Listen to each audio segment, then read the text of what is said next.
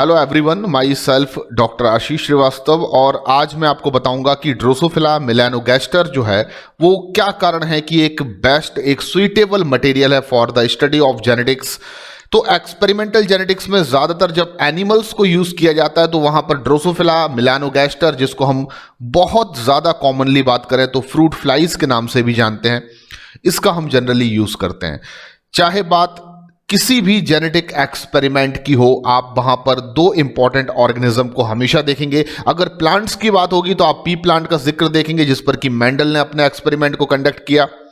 और जब एनिमल की बात जेनेटिक्स में होती है तो वहां पर एक नाम निकल कर आता है, वो है ड्रोसोफिला मेलानोगैस्टर। तो ड्रोसोफिला मेलानोगैस्टर जो है वो एक ऐसा एनिमल है जिसमें कुछ ऐसी खासियतें हैं, जिसमें कुछ ऐसी कह सकते इंपॉर्टेंट कैरेक्टरिस्टिक्स हैं जिसकी वजह से हम इस एनिमल का यूज ज्यादातर एक्सपेरिमेंटल जेनेटिक्स में करते हैं, किसी भी इंपॉर्टेंट जेनेटिक्स की प्रोसेस को कंडक्ट करने के लिए। चाहे वो लिंकेज की बात हो रही हो, या वो experimental verification of chromosomal theory of inheritance की बात हो रही हो, या म्यूटेशन की रिसर्च की बात हो रही हो। आप जितने भी जेनेटिक्स में एक्सपेरिमेंट्स को पढ़ते हैं, अगर एनिमल का यूज हो रहा है तो डेफिनेटली वहां पर ड्रोसोफिला का नाम जरूर देखने को मिलेगा। तो मैं आपको सबसे पहले ड्रोसोफिला के बारे में कुछ इंटरेस्टिंग चीजें बता देता हूं जो क्वेश्चन बन सकती है। जैसे कि ड्रोसोफिला यानी कि fruit flies are referred to as the Cinderella of modern genetics. तो इसको सिंड्रेला ऑफ मॉडर्न जेनेटिक्स की उपाधि दी गई है।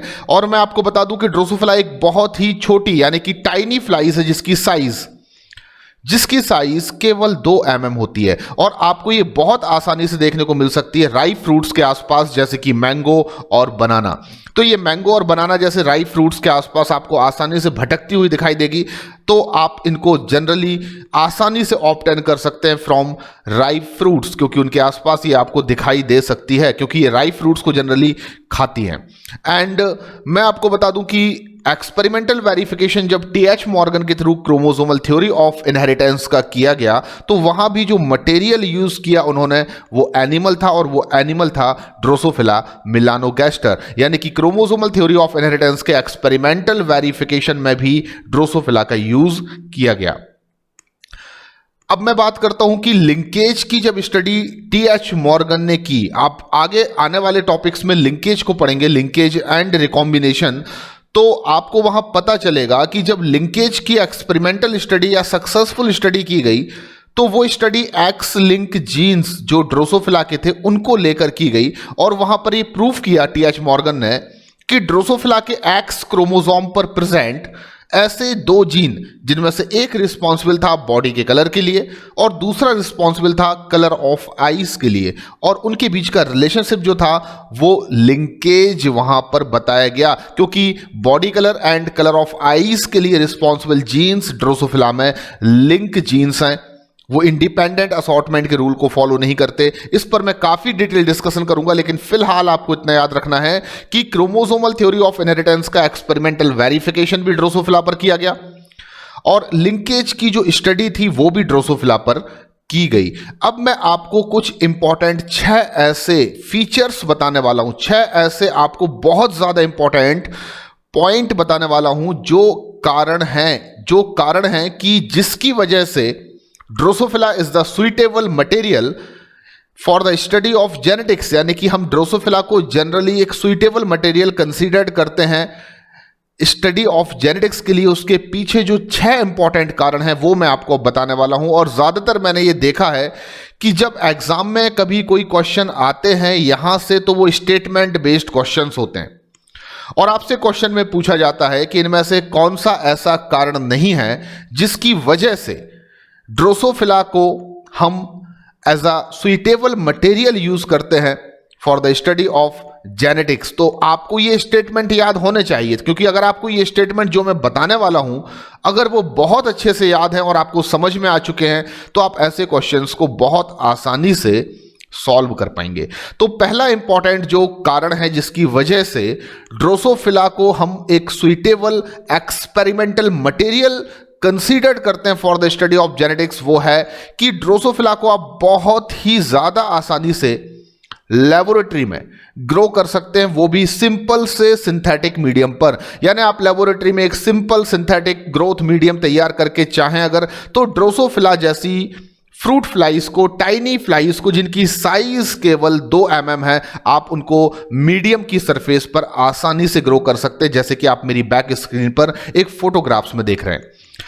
सेकेंड इंपॉर्टेंट रीजन जिसकी वजह से ड्रोसोफिला को हम बेस्ट एक्सपेरिमेंटल मटेरियल कंसिडर करते हैं for the study of genetics, वो ये है कि इनकी जो लाइफ साइकिल होती है वो बहुत ज्यादा शॉर्ट है, यानी कि शॉर्ट लाइफ साइकिल, और इनकी लाइफ साइकिल केवल 14 डेज की है। यानी कि आप हमेशा याद रखिए कि इनकी लाइफ साइकिल 2 वीक्स या 14 डेज की होती है, जो कि बहुत कम ड्यूरेशन है। और इस वजह से आप कह सकते हैं कि इन पर किसी भी ट्रेट को लेकर जब हम इनहेरिटेंस की स्टडी करते हैं, म्यूटेशन की स्टडी करते हैं, तो आपको जो रिजल्ट्स हैं वो बहुत जल्दी ऑब्टेन हो सकते हैं, क्योंकि इनकी लाइफ साइकिल बहुत शॉर्ट है।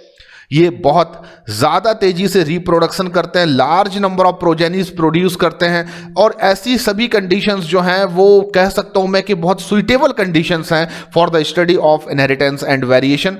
एंड मैं आपको बता दूं कि ड्रोसोफिला के साथ एक और अच्छी बात यह है कि ये पूरे साल भर, यानी कि ये ब्रीडिंग कर सकते हैं थ्रू आउट द ईयर, ये साल भर अपनी ब्रीडिंग कर सकते हैं। इनके लिए कोई ऐसा कंसेप्ट नहीं है कि ये केवल किसी पर्टिकुलर ब्रीडिंग सीजन में अपनी ब्रीड करेंगे, यानी कि इनकी जो ब्रीडिंग है वो थ्रू आउट द ईयर होती है, इनका कोई पर्टिकुलर ब्रीडिंग सीजन नहीं होता। अब आप एक चीज पर ध्यान दीजिए कि इनकी जो लाइफ साइकिल है वो केवल 2 वीक की है, और ये थ्रू आउट द ईयर अगर ब्रीडिंग कर सकते हैं तो उस कंडीशन में आप इनकी बहुत सारी जनरेशन ऑब्टेन कर सकते हैं विद इन ईयर। यानी 1 साल के अंदर अंदर आप चाहें तो इनकी 25-26 जनरेशन की स्टडी बहुत आसानी से कर सकते हैं। एंड मैं आपको बताना चाहता हूं अगली इंपॉर्टेंट चीज कि आप जब ड्रोसोफिला के मेल और फीमेल के बीच में मैटिंग कराते हैं तो वहां पर आप देखेंगे हंड्रेड्स ऑफ ऑफस्प्रिंग्स प्रोड्यूस होती हैं। देखिए ये बहुत सिंपल सी चीज है, हमने पी प्लांट को सुइटेबल मटेरियल क्यों माना, हमने पढ़ा हुआ है, क्योंकि वहां पर हमने देखा कि पी प्लांट जो है वो बहुत सारे नंबर ऑफ सीड या ऑफ स्प्रिंग्स को प्रोड्यूस करता है। और जब आपके पास कोई भी ऐसा एक्सपेरिमेंटल मटेरियल होता है, एनिमल या प्लांट्स, जिससे ऑफ स्प्रिंग्स के नंबर्स आप ज्यादा से ज्यादा ऑब्टेन कर सकते हैं, तो कहीं ना कहीं ये particular character study of genetics को बहुत ज्यादा आसान बना देता है, क्योंकि आपके पास एक large number of sample size होती है, और ऐसी कंडीशन में जो भी रिजल्ट आपको मिलेंगे वो ज्यादा ऑथेंटिक होंगे। तो सिंगल मैटिंग से आप देख सकते हैं कि हंड्रेड्स ऑफ ऑफस्प्रिंग्स प्रोड्यूस होती हैं ड्रोसोफिला में, जो कि एक प्लस पॉइंट है। एंड फीमेल को आप मेल से बहुत ज्यादा आसानी से डिफरेंशिएट कर सकते हैं, यानी कि अगर आपके सामने एक मेल ड्रोसोफिला और एक फीमेल ड्रोसोफिला मक्खी को रख दिया जाए तो आप वहां पर बहुत ज्यादा आसानी से दोनों को डिफरेंशिएट कर सकते हैं। आप बता सकते हैं कि इनमें से मेल कौन है, इनमें से फीमेल कौन है। पहली इंपॉर्टेंट चीज कि हमेशा जो फीमेल होती है उसकी बॉडी की साइज लार्जर होती है देन मेल, यानी कि आप देखेंगे यहां पर जो फीमेल है उसकी बॉडी साइज मेल के कंपैरिजन में लार्ज आपको दिखाई दे रही है। एंड सेकेंड इंपॉर्टेंट चीज आप देखेंगे कि जो फीमेल होती है उसके पोस्टीरियर पार्ट पर, यानी कि पिछले हिस्से पर एक ऐसा स्ट्रक्चर होता है जिसे हम ओविपोसिटर कहते हैं। And what is the meaning of ovipositor, तो मैं आपको बता दूं, एग लेइंग स्ट्रक्चर। यहां से ये फीमेल ड्रोसोफिला मक्खी जो है वो अंडे देने का काम करती है। एंड थर्ड इंपॉर्टेंट डिफरेंस अगर मैं मेल और फीमेल की बॉडी को लेकर करूं तो मैं बता सकता हूं कि जो मेल होते हैं उनकी हमेशा जो विंग्स हैं, उनकी जो पंख होते हैं, उन पर आपको कुछ स्पॉट देखने को मिलेंगे, यानी कि मेल के पास स्पॉटेड विंग्स होते हैं जबकि फीमेल के जो विंग्स हैं वो स्पॉटेड नहीं होते। तो यहां पर 3 इंपॉर्टेंट आपको चीजें याद रखना है जिससे आप मेल और फीमेल ड्रोसोफिला को आपस में डिफरेंशिएट कर सकते हैं। नंबर 1 साइज, यानी कि फीमेल की साइज जो है वो ज्यादा है, मेल की साइज जो है वो छोटी है, यानी कि फीमेल लार्जर बॉडी साइज रखती है और मेल जो है वो बॉडी साइज में फीमेल से छोटा होता है। सेकेंड इंपॉर्टेंट चीज प्रेजेंस ऑफ ओविपोसिटर। तो प्रेजेंस ऑफ ओविपोसिटर आपको बता चुका हूं मैं, ये एक बहुत इंपॉर्टेंट स्ट्रक्चर है जो केवल आपको फीमेल में देखने को मिलेगा, जिसे हम एग लेइंग स्ट्रक्चर भी कहते हैं। Third is the spotted wings, यानी कि आप देखेंगे मेल जो होगा उसके पास जो विंग्स होंगे वो स्पॉटेड होंगे, जबकि फीमेल के विंग्स कभी भी स्पॉटेड नहीं होते, उन पर स्पॉट्स नहीं देखने को मिलेंगे। तो ये 3 इंपॉर्टेंट ऐसे कैरेक्टरिस्टिक फीचर हैं जिनसे आप मेल फीमेल को डिफरेंशिएट कर सकते हैं। 5th नंबर पर मैं आपको एक इंपॉर्टेंट पॉइंट और बताने वाला हूं जिससे आपको पता चलेगा कि आखिर ड्रोसोफिला मेलानोगास्टर को हम एक्सपेरिमेंटल जेनेटिक्स के लिए सुइटेबल मटेरियल क्यों कंसीडर करते हैं। तो उसका कारण है, 5वां जो कारण है वो ये कि जो ड्रोसोफिला है उसकी सोमैटिक सेल्स में आप देखेंगे नंबर ऑफ क्रोमोसोम्स केवल और केवल 4 पेयर्स होते हैं, यानी कि स्मॉलर नंबर ऑफ क्रोमोसोम्स, इनके पास केवल 4 पेयर क्रोमोसोम्स हैं, और वो भी सभी क्रोमोसोम्स मॉर्फोलॉजिकली देखा जाए तो आपस में एक दूसरे से डिफरेंट है। यानी कि अगर आप चारों पेयर क्रोमोसोम्स के लेकर स्टडी करें तो हर एक क्रोमोसोम का पेयर दूसरे पेयर से मॉर्फोलॉजिकली कुछ ना कुछ वेरिएशन या डिफरेंस जरूर रखता है।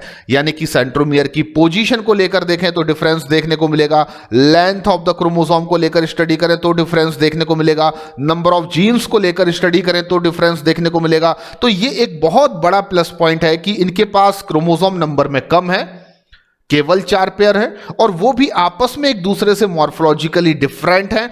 और इनके पास आप देखेंगे जो सेक्स क्रोमोसोम है, यानी कि आप देखेंगे जो मेल है ड्रोसोफिला का, उसके पास जो सेक्स क्रोमोसोम है या ऑटोसोम एलोसोम्स हैं, एलोसोम या सेक्स क्रोमोसोम, वो आप देखेंगे XY है। यानी कि ह्यूमन की तरह इनके पास जो एलोसोम या सेक्स क्रोमोसोम है वो XY है मेल के पास। इसलिए हम यहां पर मेल के इन सेक्स क्रोमोसोम्स को हेट्रोमॉर्फिक कह सकते हैं।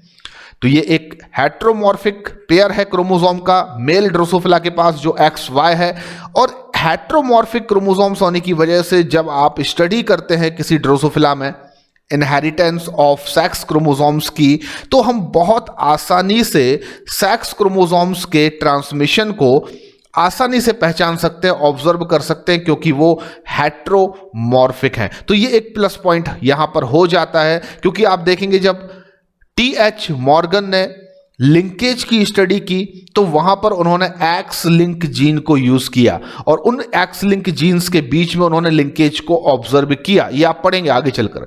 तो कहीं ना कहीं जब हम किसी भी ड्रोसोफिला में सेक्स लिंक जीन्स पर स्टडी करते हैं तो वो हमारे लिए स्टडी करना बहुत इजी इसलिए भी हो जाता है क्योंकि उनके मेल के पास जो क्रोमोसोम्स हैं वो हेट्रोमॉर्फिक हैं, और उनका ट्रांसमिशन जो है वो बहुत इजीली, बहुत आसानी से हम स्टडी कर सकते हैं एक जनरेशन से दूसरी जनरेशन में। और एक और रीजन मैं आपको अब बताना चाहता हूं कि ड्रोसोफिला में जो आप कह सकते हैं ये 6 नंबर का रीजन है। 5 रीजन मैंने आपको बता दिए। 6 नंबर का कारण है कि ड्रोसोफिला एक ऐसा एनिमल भी है जिसके पास हेरिडिटरी वेरिएशंस देखने को मिलते हैं। यानी कि ड्रोसोफिला में आप देखेंगे किसी भी कैरेक्टर के, ज्यादातर कैरेक्टर्स की बात कर रहा हूं मैं, ड्रोसोफिला में ज्यादातर कैरेक्टर्स के जो कॉन्ट्रास्टिंग ट्रेट्स हैं वो 2 से बहुत ज्यादा हैं। यानी कि जनरली मेंडल के अकॉर्डिंगली बात करें तो एक कैरेक्टर के 2 कॉन्ट्रास्टिंग ट्रेट होते हैं। ज्यादातर एनिमल्स में ज्यादातर आप देखेंगे कैरेक्टर्स के 2 ही कॉन्ट्रास्टिंग ट्रेट आपको देखने को मिलेंगे, लेकिन ड्रोसोफिला में ज्यादातर कैरेक्टर ऐसे हैं जिनके कॉन्ट्रास्टिंग ट्रेट 2 से ज्यादा हैं। इस वजह से आप देखेंगे इनमें बहुत सारे हेरिडिटरी वेरिएशंस या एलिलिक वेरिएशंस आपको विद इन पॉपुलेशन देखने को मिलेंगे, और उनको आप बहुत इजीली ऑब्जर्व कर सकते हैं with the help of low power microscope. तो ये भी एक कारण है कि जब आपको वेरिएशंस की स्टडी करना होती है तो ऐसा एनिमल आपके लिए ज्यादा सुइटेबल हो जाता है जो ज्यादा से ज्यादा एलिलिक वेरिएशन रखता हो। यानी कि जिस एनिमल्स की पॉपुलेशन में किसी भी कैरेक्टर के ज्यादा से ज्यादा कॉन्ट्रास्टिंग ट्रेट्स हों तो वेरिएशन की स्टडी वहां पर ज्यादा इंटरेस्टिंग और आसान हो जाती है। तो जीन पूल भी ड्रोसोफिला का बहुत बड़ा है, ये मैं आपको आगे कभी बताऊंगा जब मैं आपको जेनेटिक्स के कुछ बड़े टॉपिक्स पढ़ाऊंगा। लेकिन यहां पर जो मैंने आपको 6 इंपॉर्टेंट रीजन बताए हैं ये बहुत ज्यादा जरूरी है जानना। नंबर 1